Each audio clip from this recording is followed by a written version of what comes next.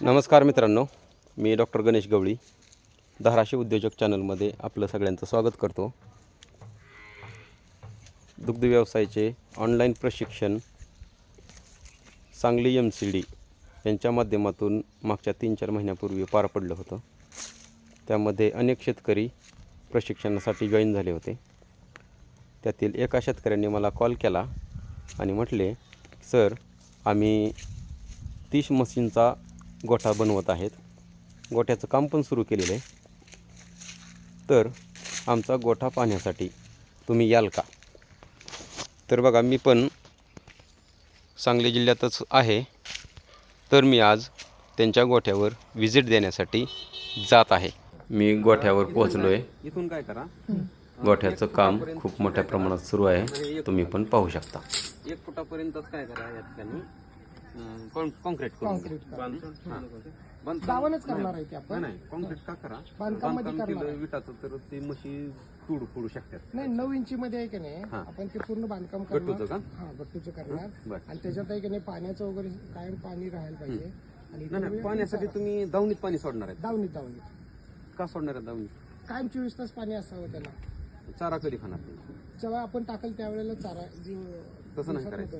आता बघा, तुम्हाला जर गोष्ट पटली तर येस म्हणा, नाही तर तुमचं शक्यतो सुरू करा. आता आपण किती समजा इथं 30 म्हशी बांधणार आहे. 30 म्हशीच्या ठिकाणी काय करायचं, ज्या ज्या ठिकाणी आपल्याला करायचंय त्या ठिकाणी राऊंड पाईप बसवा बोरचे, किंवा त्याचे भांडे पण मिळतील पाणी. आणि त्याची पाईपलाईन ट्यूब लेवल काढून तुमचा पाण्यात हौद जिथं आहे का तिथपर्यंत पाईपलाईन न्या. तिथे एक वॉल बसवायचा ऑटोमॅटिक सिस्टम असते, आणि ते पाणी 24 तास त्या ट्यूब लेवलनं त्याच्यामध्ये राहतं. आणि ज्यावेळी ही चारा खाती म्हैस, तिला तहान लागेल त्यावेळेस ती म्हणतो पाणी पिते. हे सिस्टम का त्याच्यामध्ये काय होतंय की तुम्हाला कष्ट तुमचं वाचणार. कसं वाचणार की तुम्ही चारा टाकलाय, आता चारा खायची तुम्हाला वाट बघायची. परत चारा संपल्यानंतर तिला पाणी देणार आहे. समजा आपण जेवण करायला बसलो आणि मध्ये ठसका लागला, पाण्याची गरज आहे का? ती मुकच जनावर आहे, त्याला ऑटोमॅटिक पाण्याची सिस्टम ट्यूब लेवलनं. युट्यूबवर वगैरे बघितलो, तुम्ही सांगितलं तसंच आहे. परंतु आम्हाला जर ते YT पाटील डेअरी सरायचे आहेत ना, त्यांनी जे सांगितलं ते असं सांगितलं की पूर्ण असं तुम्ही दावून ठेवायची. एकदा पूर्ण स्वच्छ पाण्यानं ते धुवून घ्यायची, मग पाणी ड्रेन करायचं. मग काय असेल ते तुमचा चारा पडणार, चारा खाल्ली त्याच्यानंतर कायम म्हणजे पुढचा चारा दिवसपर्यंत त्याच्यात पाणी राहणार, असं त्यांनी सांगितलं. त्या पद्धतीने हे करतो. आता ह्याच्या दोन्हीत काय तुम्हाला जे सोपं वाटतं. आता ह्याच्यामध्ये आपल्याला काय करायचंय की इथून पुढे आधुनिक पद्धतीनं, मॅडम मी एक शब्द वापरला मगाशी की विज्ञानाकडे जोड पाहिजे नाही. काय पाहिजे मला काय सांगायचंय की तुम्ही चारा टाकला, आता चारा तिनं संपवायची वाट बघणार आहेत. आता एक म्हैस अगोदर जास्त खाईल, कुणी उशिरा खाईल, कोण कमी खाईल. ते चारा शिल्लक राहिला तुम्हाला झाडून काढायचा, बरोबर, परत पाणी सोडायचं, क्लीन करायचंय. म्हणजे तिथं एक मजूर वाढला तुमचा. परत पाणी सोडायचंय, पाणी सोडल्यानंतर परत आता दुपारून चारा टाकायचा, परत पाणी काढून घ्यायचंय, परत पुसून क्लीन करायचंय, परत चारा टाकायचा. 1 मजूर वाढले, 1 ते 2 मजूर वाढले तुमचे. का तर एका माणसाला 30 म्हशीचं शक्य होत नाही करणं. मग माझं काय म्हणणं आहे, ऑटोमॅटिक पाण्याची सिस्टम करा, पाण्याचं वेगळं, चाऱ्याचं वेगळं. आता ज्यावेळेस TMR आपण देणार आहेत, TMR असं द्यायचं आपल्याला की सुरुवातीला ज्या म्हशी आणल्यात तुम्ही की 2 फुटात घेतली चालते, का तर खाताना सांडण्याची शक्यता असते. त्याच्यामुळे तेवढे ह्या पद्धतीनं जर केलं तरच ती म्हैस काय करणार आहे, खाली मान घालून चारा खाणार. हे करून परत आता आपण सर्वांनी व्हिडिओ पाहिला.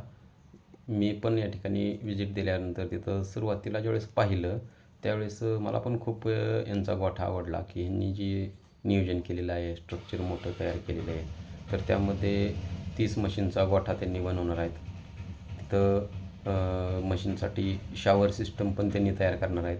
डिलिव्हरीसाठी वेगळी रूम आहे, चाऱ्यासाठी वेगळं स्ट्रक्चर आहे. त्याचबरोबर मिल्किंग मशीनचं पण नियोजन आहे, आणि चाप कटर पण त्यांनी घेऊन कडबाकुट्टी करण्याचं नियोजन आहे त्यांचं. परत पलीकडल्या साईडला त्यांनी मुक्त गोठ्यासाठी पण वेगळी जागा सोडलेली आहे, आणि जे मशीनचे वासरं आहेत छोटे छोटे त्यांच्यासाठी पण वेगळं नियोजन त्यांनी तिथं केलेलं आहे. आता एकंदरीत हे सगळं बघितल्यानंतर माझी गोष्ट लक्षात आली की छोट्या छोट्या काही त्यांच्याकडून पण चुका घडलेल्या आहेत. त्यामध्ये गव्हाणीची ती मी त्यांना त्याच वेळेस समजून सांगितलेलं आहे. तर त्यांनी जी दिशा जी केलेली आहे गोठ्याची ती ॲक्च्युली पूर्व पश्चिम लांबी पाहिजे होती, परंतु त्यांच्याकडे जागा उपलब्ध नसल्यामुळं किंवा त्यांच्या नियोजनानुसार त्यांनी ती लांबी ही दक्षिण उत्तर ठेवलेली आहे. आणि गोठ्यासाठी जो काय खर्च करत आहेत ते तो अतिशय हेवी खर्च आहे, जास्त खर्च आहे, तेवढा करण्याची गरज नाही, परंतु त्यांच्या पद्धतीने त्यांनी केला आहे.